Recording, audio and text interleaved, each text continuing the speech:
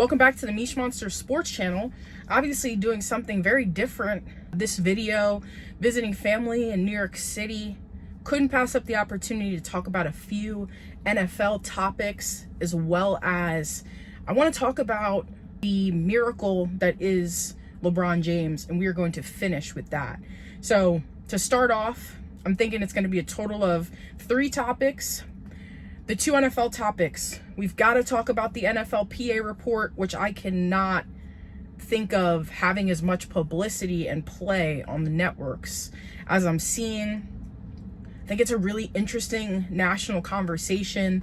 And then secondly, we're going to discuss what's going on with the Jets now that you have multiple time Super Bowl winner Mecole Hardman going on a podcast talking about how his experience in Kansas City differs from his short stint in New York with the Jets. I think that's really important stuff here. So before we hop into those interesting topics, would appreciate a like and subscribe. As you know, you could have been anywhere in the world, but you chose to be here with me watching my video. And so you know I appreciate that. Let's get into it. So this report by the NFLPA looks like they surveyed almost 2,000 players to come up with a list of rankings. Not sure if you saw the list or not. I can go ahead and drop the link in the description if you haven't had a chance to look at the full rankings. Essentially what they did was they assessed, sorry, just looking around my surroundings here in the car, first time. So they assessed who was the top owner and their ability to, or the players' faith in their ability to invest in the facilities, who has the best locker rooms, who has the best coaches in terms of the way they treat players, as well as the faith that they have in their coaching ability, it seems. They also take a look at things like daycare costs for families. I mean, you actually have NFL teams charging $90 per kid, and that's actually my Tampa Bay Buccaneers. They clearly need to fix that. Accommodating families in the way that they should. And so it looks like some players' wives also took that survey to get an understanding of, like I said, the dynamics of the situation. And so really, really interesting that I can't for the life of me remember getting as much talk as it's getting. And so I think that's really interesting that the NFL continues to grow and they continue to generate interest throughout the year with things that are not obviously football related, right? They somehow continue to dominate the season before the league year officially starts on March 13th. So I think when you get to the nitty gritty of what you see, you've got, to put it in context, the first best owner, first best facilities, seems like the first best situation in terms of all the things that they, surveyed for, Miami Dolphins, which is, it's a surprise. I mean, I don't walks around thinking, oh, the Miami Dolphins, their owner is the top guys. I mean, the guy is lawsuits for potentially paying coaches to tank games. So interesting to take away. You've got the Washington Commanders 32nd, which we know they've got a ton to do after the Dan Snyder reign and really just bringing them into the tank for the last couple of decades. And then you also have what is, I think a lot of people are kind of surprised by, is 31st worst ranked team is the Kansas City Chiefs. Now this brings us to the part of the conversation where there's a difference between a nice to have versus a need to have / a non-negotiable. And so each and every player in the NFL is motivated by different things. I mean, there are dudes who love the game and there are dudes who love what the game does for them. They may want shiny facilities. Think about it. Glamour players like Tyreek Hill, for example, are going to love having a beautiful facility. He's going to want to have vanity things. He got the big contract. He's got the big house. He's in the news every other day for God knows what reason. I mean, the dude likes the eyes on him. For better or worse, whether you agree with it or not, it's true. And so that might be high on his priority list. Whereas there are clearly dudes who are willing to start taking lesser contracts, shorter contracts, to go and play with Kansas City in a smelly locker room, apparently. And so that is where the NFL and these conversations are so incredibly contextualized. And that's because there's no way to look at that list of NFLPA surveys and think, well, this definitively makes Miami a better franchise than the Kansas City Chiefs. I mean, there may be free agents, I don't want to go to, before the Raiders were good, or the Bengals. I don't want to go to those places. Well, if you're a big name free agent, you have that opportunity to make that choice. But if you are Joe Schmo, who was on the practice squad, or even veteran minimum player, guy who's going year-to-year contracts, the facilities don't play a role. You need a job. So I think the conversation, right, type of hyperbole in any way is just frankly wrong, right? What is your priority? You want to win Super Bowls? The Clark Hunt was ranked like the second worst owner in terms of players' faith in investing in the facilities. It seems like what they've done is the Hunt family, they've decided what is their priority, and their priority is winning.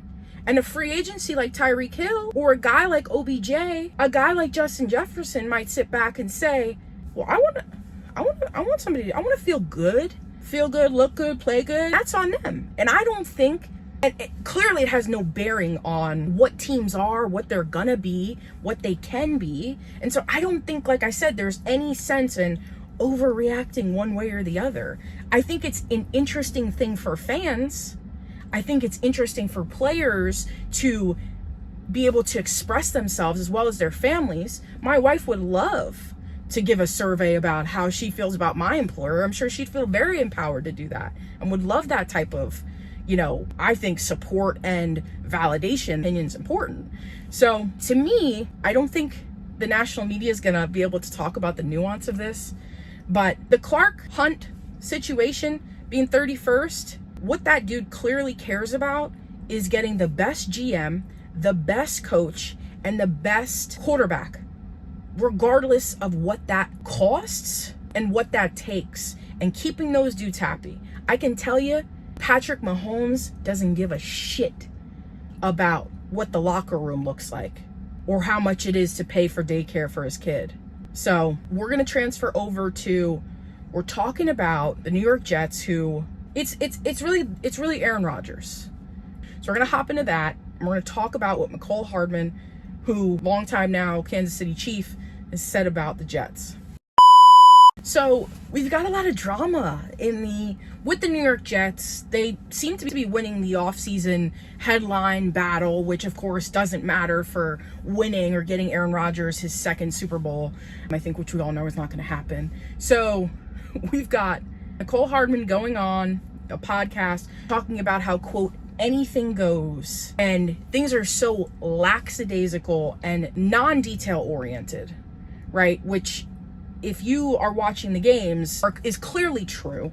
We know that Aaron Rodgers has basically put his Nepo baby best friend into that role, even though that there were, like I said in a previous video, where they have struggled to score 3 points at sometimes. So with Nathaniel Hackett, it's a situation where he continues to fail up because he has a buddy who's got a ton of pull and credibility. Some people think he's the main GM there with the Jets, and Joe Douglas is the assistant GM, which is their actual GM. So Cole wasn't saying anything that you and I don't already know. And now the Jets, of course, respond saying that they believe that Mecole Hardman leaked game plans to opponents out of spite, per report. How petty is that? It's so incredibly petty. The Jets have absolutely no leverage. They've got no respect. They, at every point and every turn, are getting embarrassed. And so whether I believe that he actually leaked those things, they are now going to go on record and try to defend themselves. And the Jets are not going to sit back and take the high road on this. They're not going to allow their incompetence to be questioned publicly from multiple entities. And so they respond by talking about Mecole Hardman and accusing him of being the reason that they lost games to the Eagles. And looks like they're also saying that he leaked reports to the Kansas City Chiefs. With the way that that organization is run with the Jets, do you really think that if this is true, that it would even really truly make a difference? Because I certainly don't. You could tell on Hard Knocks that Mecole Hardman was checked out.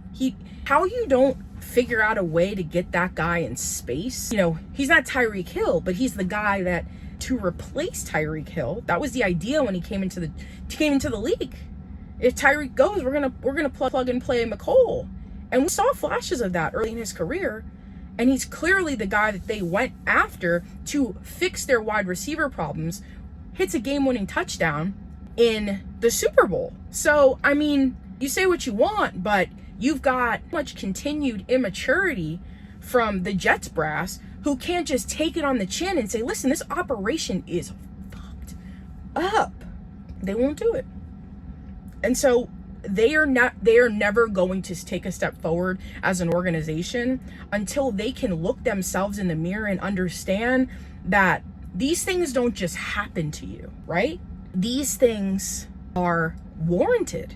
If everyone thinks you're the problem and you think it's everybody else, it's probably you. And that's what's going on with the Jets right now.